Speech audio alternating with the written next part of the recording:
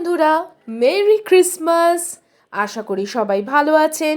ক্রিসমাসের অনেক অনেক শুভেচ্ছা আমার সমস্ত বাঙালি অডিয়েন্সদের, খ্রিশ্চানদের সবাইকে।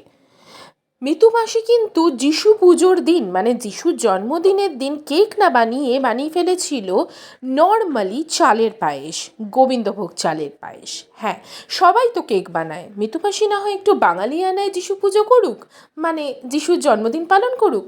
প্রথমেই আপনারা দেখতে পাচ্ছেন মিতু মাসি দুধের প্যাকেটগুলো কেটে নিয়ে দুধটাকে ফুটতে বসিয়ে দিয়েছে, তার সঙ্গে দিয়ে দিয়েছে এলাচগুলোকে একটু চিরেই দিতে হবে। এরপর দুধ ফুটে উঠলেই ওর মধ্যে দিয়ে দিয়েছিল ঘিয়ে মাখানো গোবিন্দভোগ চাল।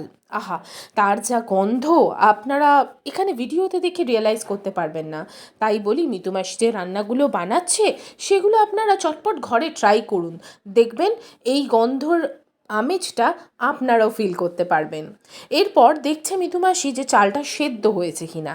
চাল ভালো করে সেদ্ধ হয়ে এলে তার মধ্যে কাজু বাদাম কিশমিশ দিয়ে বেশ খানিকটা ফুটে উঠলে ঠান্ডার মধ্যে অল্প অল্প ঠান্ডায় সার্ভ করুন চালের পায়েস, মানে গোবিন্দভোগ চালের পায়েস।